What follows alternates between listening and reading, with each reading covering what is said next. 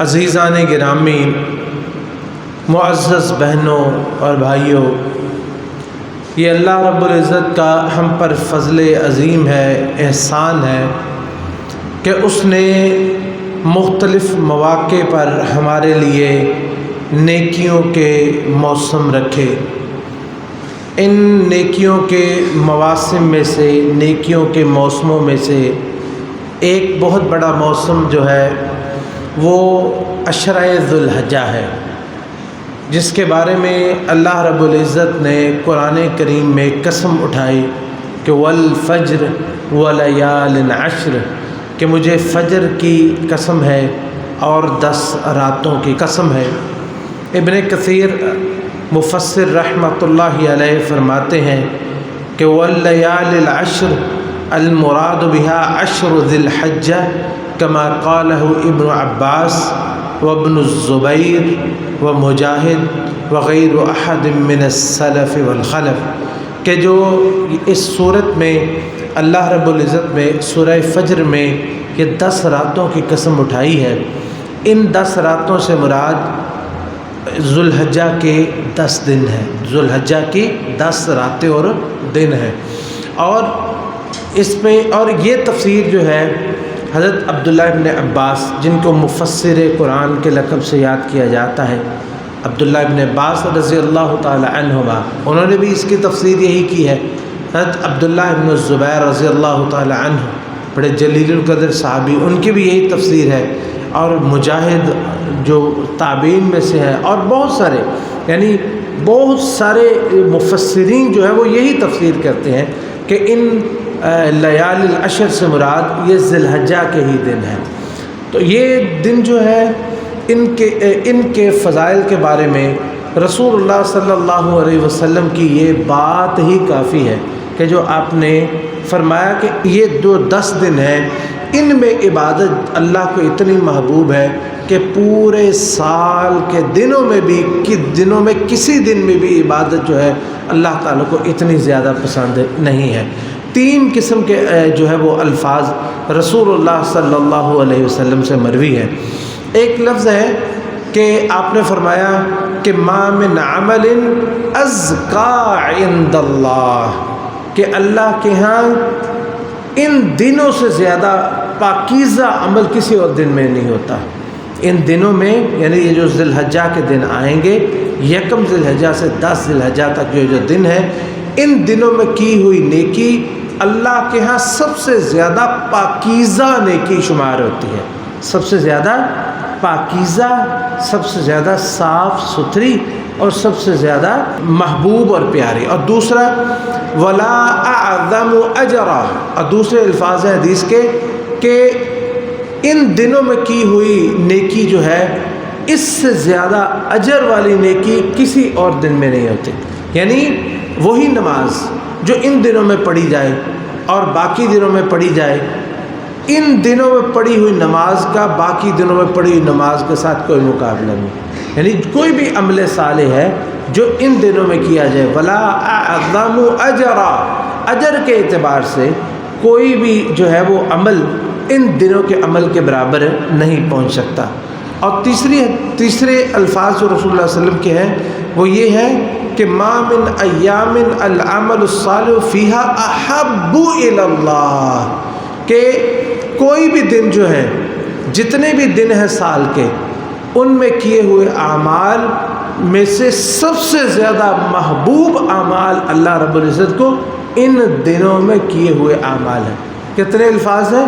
Number 1 ازکا، زیادہ پاکیزہ، number 2 اعظم اجرا، اجر کے اعتبار سے سب سے زیادہ بڑے، اور تیسرا احب، اللہ کے ہاں سب سے زیادہ محبوب اور سب سے زیادہ پسندیدہ اعمال جو ہیں وہ ان دنوں میں ہیں۔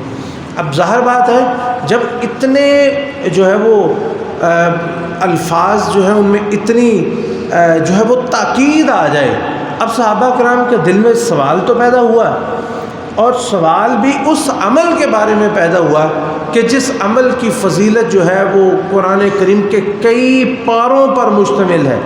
قرآن کریم کے کتنے پارے ہیں جو جہاد کی فضیلت پہ میں آتے ہیں، اور رسول اللہ صلی اللہ علیہ وسلم کی کتنی احادیث ہیں کہ جو جہاد کی فضیلت میں آتی ہیں کہ یعنی اور جو ہے وہ جہاد کا مقام اور مرتبہ صحابہ کرام آپ نے فرمایا کہ جہاد جو ہے وہ دین کی کوہان ہے۔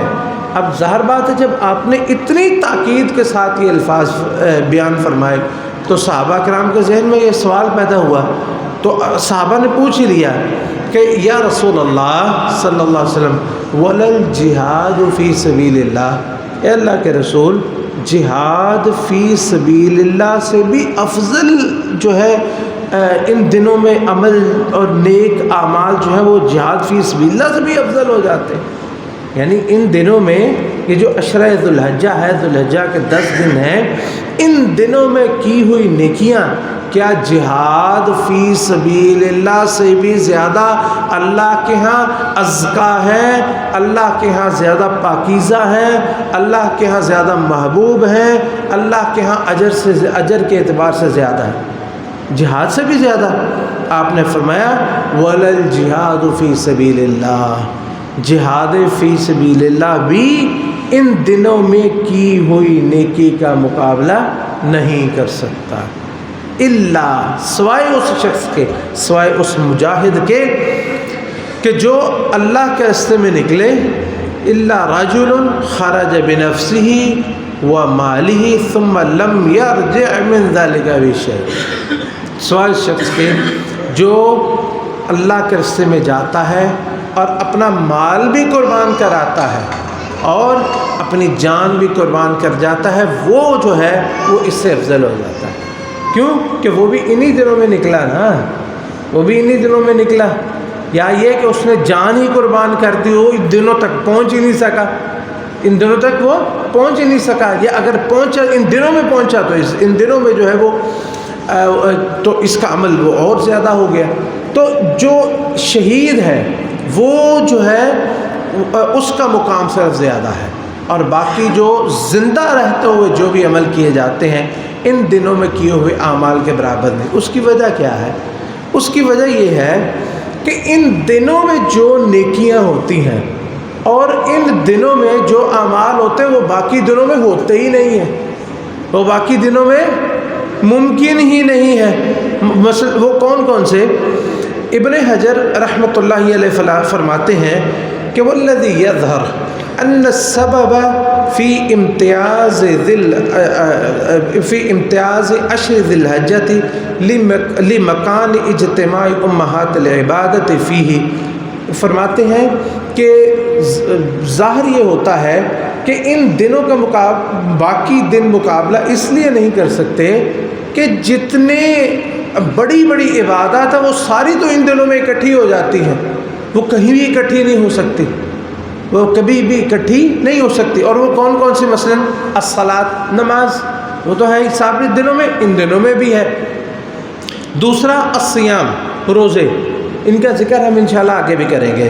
نمبر 3 صدقہ، صدقات و خیرات۔ نمبر 4 الحج، حج جو ہے یہ سبحان اللہ، حج کا مقابلہ کون سا عمل کر سکتا ہے کہ جس سے اعمال، جس سے نبی علیہ الصلوۃ والسلام نے فرمایا کہ والحج لیس له جزاء الا الجنہ والحج المبرور لیس له جزاء الا الجنہ، حج مبرور جو ہے جنت کے سوا اس کا کوئی بدلہ نہیں ہے، یعنی اس کا بدلہ ہے ہی جنت، حج مبرور جو ہے اس کا بدلہ ہے ہی جنت۔ اور جو حج کر لے، نبی علیہ الصلوۃ والسلام نے فرمایا کہ من حج فلم یرفث ولم یفسق رجع کیوم ولدتہ امہ، کہ جس شخص نے حج کیا اس میں فسق و فجور نہ کیا، وہ ایسے واپس آئے گا گویا وہ مکہ سے نہیں ماں کے پیٹ سے آ رہا ہے، گویا آج ہی وہ پیدا ہوا ہے،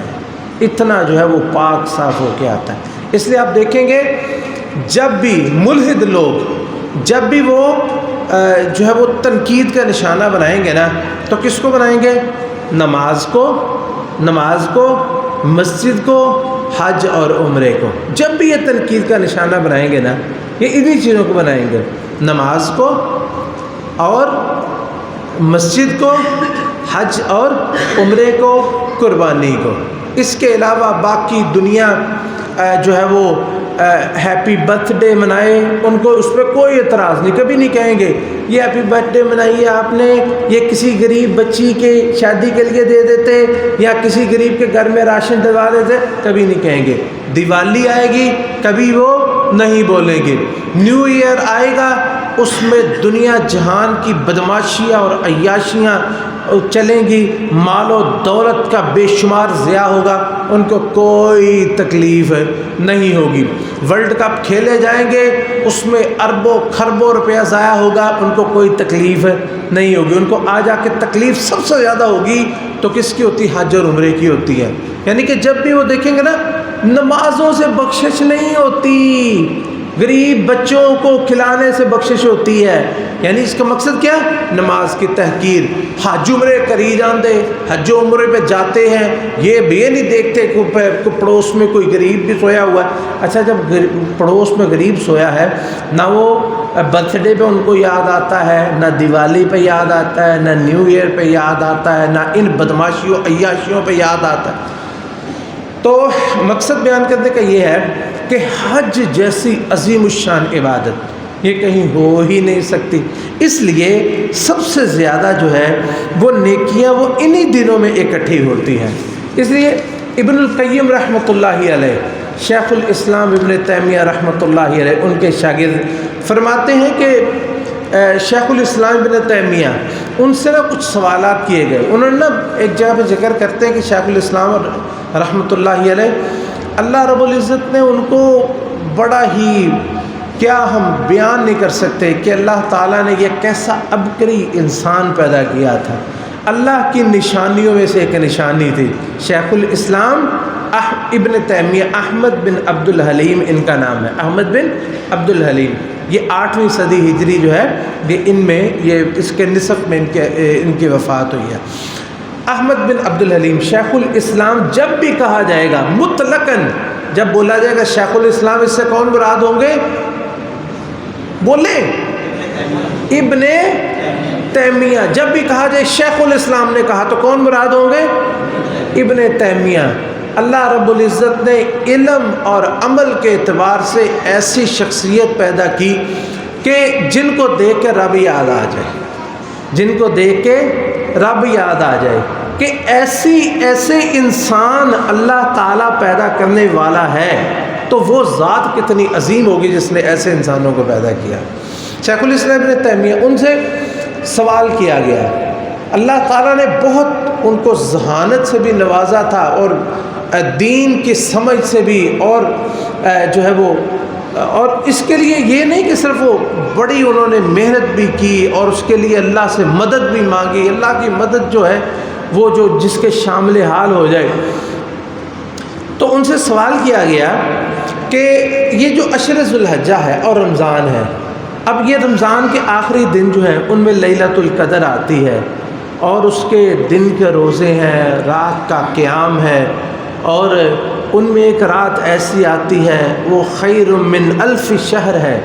تو اب بتائیے کہ ادھر حدیث میں آتا ہے کہ جو عشر ذی الحجہ، اس سے افضل کوئی جو ہے وہ دن نہیں ہے۔ ان دنوں میں کیا ہوا عمل اللہ کو اتنا پسند ہے کہ کسی دن میں بھی کیا ہوا عمل اتنا اللہ کو اتنا محبوب نہیں۔ اب بتائیں، اب ہم ان کا کیا کریں، ان کی تطبیق کیسے کریں؟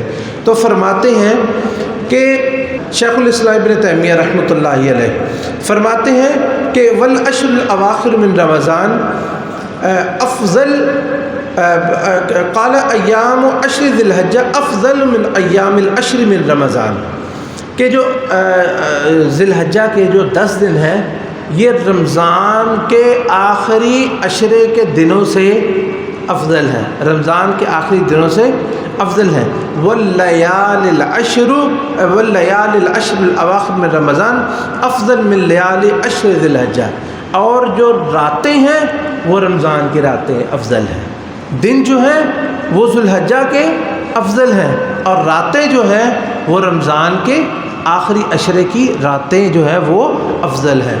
اور پھر ابن القیم رحمۃ اللہ علیہ فرماتے ہیں کہ وَإِذَا تَأَمَّلَ الْفَاضِلُ اللَّبِيبُ هَذَا الْجَوَابَ وَجَدَهُ شَافِيًا كَافِيًا، جب بھی کچھ سمجھدار آدمی اس جواب کے بارے میں سوچتا ہے تو وہ دیکھتا ہے کہ واقعی ان کا جواب جو ہے بڑا ہی کامل تھا اور ہر چیز کا انہوں نے اس میں جواب دے دیا، کیونکہ فَإِنَّهُ لَيْسَ مِنْ أَيَّامِ الْعَمَلِ فِيهَا أَحَبُّ إِلَى اللَّهِ مِنْ أَيَّامِ عَشْرِ ذِي الْحِجَّةِ، کیونکہ جو ذی الحجہ کے دن ہیں اللہ کو سب سے زیادہ یہ دن محبوب ہے۔ وَفِيهَا يَوْمُ عَرَفَةَ، اس کی فضائل میں سے کیا ہے کہ اس میں 3 دن بڑے شاندار، یوم عرفہ، یوم النحر، یوم الترویہ۔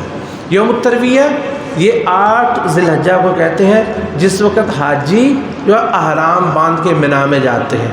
اگلا دن یوم عرفہ ہے، جس دن اللہ رب العزت اتنے لوگوں کو جہنم کی آگ سے آزاد فرماتے ہیں کہ پورے جو ہے وہ سال میں اتنے لوگوں کو آزاد نہیں فرماتے، اور شیطان جتنا ذلیل اور رسوا اور پریشان یوم عرفہ کو ہوتا کبھی نہیں ہوتا۔ اور پھر یوم النحر ہے کہ جس دن اللہ رب العزت کے نام پر پورے کائنات میں اللہ کا نام گونج رہا ہوتا ہے، بسم اللہ اللہ اکبر کہہ کے قربانی جیسی عظیم الشان عبادت جو ہے وہ انجام دی جاتی ہے، اور جس دن میں بیت اللہ کا طواف کرنے کے لیے لوگ دوڑتے ہیں، ایک دوسرے سے سبقت لے جانے کی کوشش کرتے ہیں، بیت اللہ کا طواف کرنے کے لیے، حجر اسود کو بوسہ دینے کے لیے، اللہ کے گھر کی زیارت کرنے کے لیے، صفا مروہ کی سعی کرنے کے لیے، اور جس دن سارے جتنے بھی لوگ ہوتے ہیں، چاہے کوئی سید ہے، کوئی بادشاہ ہے، کوئی سردار ہے، جتنے بھی ہوں وہ سارے کے سارے ایک قسم کے لباس میں شلوار قمیص اتار کے سادے لباس پہن کے اللہ کے حضور پہنچے ہوتے ہیں، اور پھر اللہ کے نام پہ کوئی سر منڈوا رہا ہے، کوئی جو ہے وہ بال کٹوا رہا ہے، تو اتنی زیادہ عبادات اس ایک دن میں اکٹھی ہو جاتی ہے۔ اس لیے رسول اللہ صلی اللہ علیہ وسلم نے ارشاد فرمایا کہ اللہ کے ہاں ان اعظم الایام عند اللہ یوم النحر، کہ سب سے عظیم الشان دن اللہ رب العزت کے ہاں یوم النحر ہے، یعنی 10 ذی الحجہ۔ 10 ذی الحجہ اللہ رب العزت کے ہاں سب سے عظیم دن ہے، کیونکہ اس میں اللہ کے نام پہ قربانیاں اور طواف، صفا مروہ کی سعی، اور یہ یعنی کتنی عبادت اور تکبیرات کتنی جو ہے وہ اس دن میں بلند کی جاتی ہیں۔ تو اس لیے یہ جو دن ہے، ان تمام دنوں کو غنیمت سمجھیے، ان قریب آنے والے ہیں۔ اللہ رب العزت ہمیں ان دنوں کو غنیمت سمجھنے کی اور ان میں بھرپور قسم کی عبادات کرنے کی توفیق نصیب فرمائے۔ عزیزان گرامی، یہ چیز ملاحظہ کی گئی اور ہمیشہ ہم اس کی طرف توجہ دلاتے ہیں کہ اتنی زیادہ ان دنوں کی فضیلت بیان کرنے کے باوجود لوگوں کی توجہ عبادات کی طرف اس طرح نہیں ہوتی جس طرح رمضان المبارک میں ہو جاتی ہے۔ شاید اس کی وجہ یہ ہے کہ رمضان المبارک میں روزے ہوتے ہیں، فرض ہوتے ہیں، سحری افطاری کا جب اہتمام ہوتا ہے تو پورا ماحول جو ہے وہ بن جاتا ہے۔ تو روزے جو ہے وہ ان دنوں میں بھی رسول اللہ صلی اللہ علیہ وسلم رکھا کرتے تھے، لیکن یہ ہے کہ ان دنوں میں روزے رکھنا فرض نہیں ہے، جیسا کہ حفصہ رضی اللہ تعالی عنہ ام المؤمنین بیان فرماتی ہیں کہ کان رسول اللہ صلی اللہ علیہ وسلم یصوم 9 ذی الحجہ ویوم عاشوراء و3 ایام من کل شہر، کہ رسول اللہ صلی اللہ علیہ وسلم 9 ذی الحجہ یا ذی الحجہ کے 9 دن و یوم عاشوراء اور عاشوراء کے دن یعنی 10 جو ہے وہ محرم، اور ہر مہینے کے جو ہے وہ 3 روزے رسول اللہ صلی اللہ علیہ وسلم رکھا کرتے تھے۔ تو اگر ان دنوں میں کسی شخص کو اللہ یہ طاقت دے وہ روزوں کا اہتمام کر لے تو روزہ جو ہے وہ پورے دن کی عبادت ہو جاتی ہے، سحری سے لے کے افطاری تک انسان باقی اعمال اپنی جگہ پر، یہ مسلسل نیکی ہے جو فجر سے لے کے جو ہے وہ غروب آفتاب تک اس کی چلتی ہے۔ اگر اللہ تعالیٰ کسی کو یہ توفیق دے تو ان دنوں میں روزوں کا جو ہے وہ خصوصی طور پر اہتمام کرنا چاہیے۔ اور دوسری چیز جو بہت زیادہ اہتمام جس کا کرنا چاہیے وہ ان دنوں میں تکبیرات کا اہتمام ہے، تکبیرات کا اہتمام۔ اور آپ جانتے ہیں کہ تکبیر جو ہے اس کا کیا مقام ہے اللہ کے ہاں۔ اب تکبیر دیکھیں، نبی علیہ الصلوۃ والسلام ایک لمبی حدیث ہے کہ ام ہانی رضی اللہ تعالیٰ عنہ بیٹھی ہوئی تھی تو واپس آئے نبی علیہ الصلوۃ والسلام ام ہانی رضی اللہ تعالیٰ عنہ، انہوں نے نبی علیہ الصلوۃ والسلام سے پوچھا کوئی ایسا عمل بتائیں کہ میں بیٹھی بیٹھی کر لیا کروں۔ تو آپ نے جو عمل انہیں بتائے ان میں سے آپ نے فرمایا کہ 100 دفعہ تم اللہ کی تکبیر بیان کر دو، کبر اللہ 100 تکبیرہ، 100 دفعہ اللہ اکبر پڑھ لو، اور ہر دفعہ جو ہے وہ اللہ اکبر پڑھنے سے 100 دفعہ اللہ اکبر پڑھنے سے اللہ رب العزت آپ کو 100 اونٹ تیار کر کے ان پہ سب کچھ رکھ کے سامان رکھ کے اللہ کے گھر کی طرف اس کو بیچ کے اور جو صدقہ کرنے کا اجر ملے گا اتنا تمہیں 100 دفعہ اللہ اکبر پڑھ کے اجر مل جائے گا۔ یعنی جیسے دوسری حدیث میں آتا ہے کہ کل تکبیرۃ صدقہ، جب بھی بندہ اللہ اکبر کہتا ہے نا تو اس کو صدقے کا اجر ملتا ہے، جب بھی کوئی تکبیر پڑھتا ہے تو اس کو صدقے کا اجر ملتا ہے۔ اور کتنا صدقہ؟ اتنا صدقہ کہ جس طرح کوئی ایک اونٹ اللہ کے راستے میں وہ خرچ کر دے، ایک اونٹ خرچ کرنے کا اجر جو ہے وہ ملتا ہے۔ اس لیے تکبیر کا اسلام کے ہاں بڑا ہی ایک خاص مقام ہے۔ آپ دیکھ لیں جتنی عبادات ہیں، ہم نے پیچھے روزے آئے تھے، اللہ تعالیٰ نے کیا فرمایا؟ وَلِتُكَبِّرُوا اللَّهَ عَلَىٰ مَا هَدَاكُمْ، تاکہ تم تکبیر بیان کرو اللہ کی، اللہ نے جس میں تمہیں جو ہے وہ ہدایت نصیب فرمائی۔ اور ہماری بڑی عبادات جتنی ہیں وہ اللہ اکبر سے، مثلا نماز ہے اس کی ابتدا کس سے ہوتی ہے؟ اذان سے، اور اذان کی ابتدا کس سے ہوتی ہے؟ اللہ اکبر۔ اس کے بعد اقامت ہوتی ہے، اقامت کی ابتدا کیسے ہوتی ہے؟ اللہ اکبر۔ نماز اس کی ابتدا کس سے ہوتی ہے؟ اللہ اکبر۔ رکوع میں جاتے کیا کہتے ہیں؟ اللہ اکبر۔ سجدے میں جاتے کیا کہتے ہیں؟ سجدے سے اٹھتے ہیں کیا کہتے ہیں؟ اللہ اکبر۔ سلام پھیر کے سب سے پہلے کیا کہتے ہیں؟ اللہ اکبر۔ سواری پہ سوار ہوتے کیا کہتے ہیں؟ اللہ اکبر، اللہ اکبر، اللہ اکبر۔ اور بلندی پہ چڑھتے ہیں تو کیا کہتے ہیں؟ اللہ اکبر۔ اور اس طرح حج ہے، حج میں جب رمی جمار کرتے ہیں یعنی کینکریاں مارتے تو کیا کہتے ہیں؟ اللہ اکبر۔ کینکریاں مارنے کے بعد، کینکریاں مارنے سے پہلے کہتے ہیں لبیک اللہم لبیک۔ جب کینکریاں مارتے ہیں پھر 3 دن کیا پڑھتے ہیں؟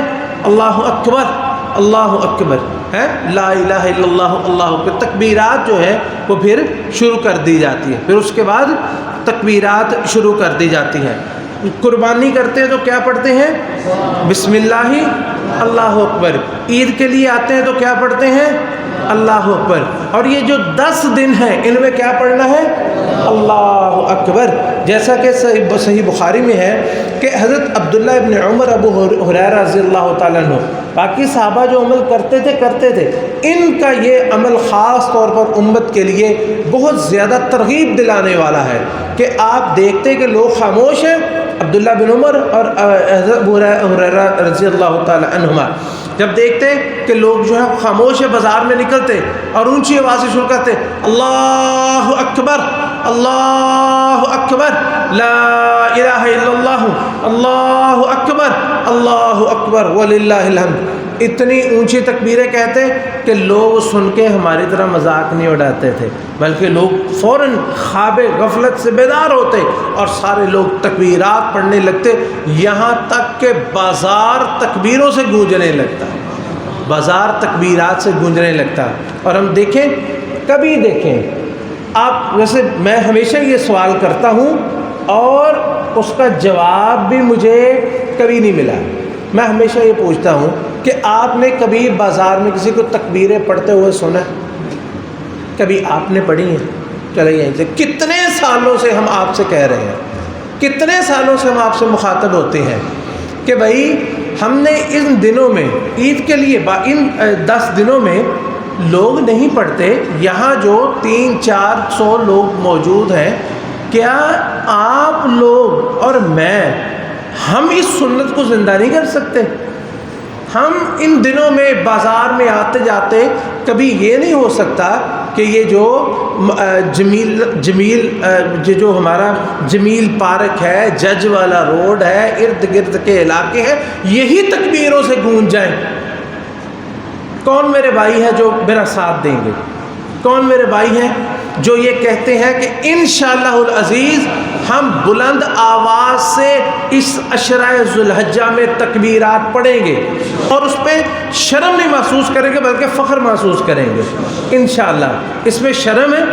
اللہ کا نام لیتے ہوئے ہمیں شرم آئے تو ہمیں شرم سے ڈوب مرنا چاہیے کہ ہم اللہ کا نام بلند کرتے ہوئے ہمیں شرم آ رہی ہے، سب سے بڑا۔ اور دیکھیں کہ لوگ اپنے لیڈروں کے نام لے لے کے کس طرح جگہ جگہ نعرے لگاتے ہیں، فلاں زندہ باد، فلاں زندہ باد، فلاں زندہ باد، اور اللہ کا نام آتا ہے تو شرم آنی شروع ہو جاتی ہے۔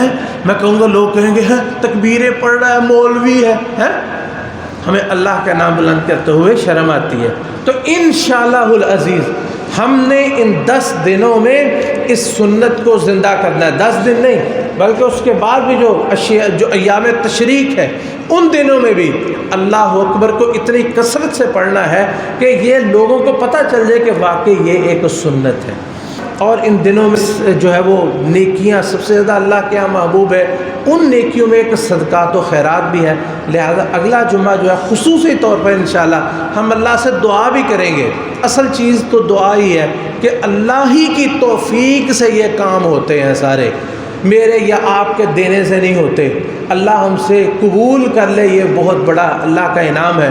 کئی بھائیوں کے ذہن میں آتا ہوگا کہ جی چندہ اور فنڈ اور یہ اور وہ، میرے بھائیوں یہ اللہ کے راستے میں جو آپ دیتے ہیں نا، یہ نہ سمجھیں کہ آپ بڑا احسان کر رہے ہیں، یہ آپ اس کو یوں تصور کریں کہ شہنشاہ اور رب العزت کے دربار میں آپ ایک ہدیہ پیش کر رہے ہیں کہ اگر وہ قبول ہو جائے تو آپ کی دنیا اور آخرت سنور جائے، میری اور آپ کی۔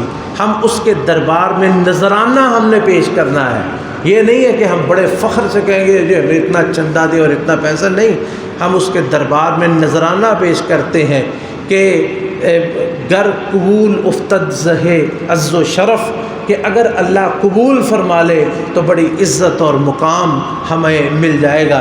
تو اس طرح انشاءاللہ العزیز یہ باقی نیکیاں ان میں سے یہ بھی اللہ رب العزت ہمیں یہ بھی اور ساری نیکیاں کرنے کی توفیق نصیب فرمائے۔ اللہم صلی علی محمد وعلی آل محمد کما صلیت علی ابراہیم وعلی آل ابراہیم انک حمید مجید۔ اللہم بارک علی محمد وعلى آل محمد كما باركت على إبراهيم وعلى آل إبراهيم إنك حميد مجيد۔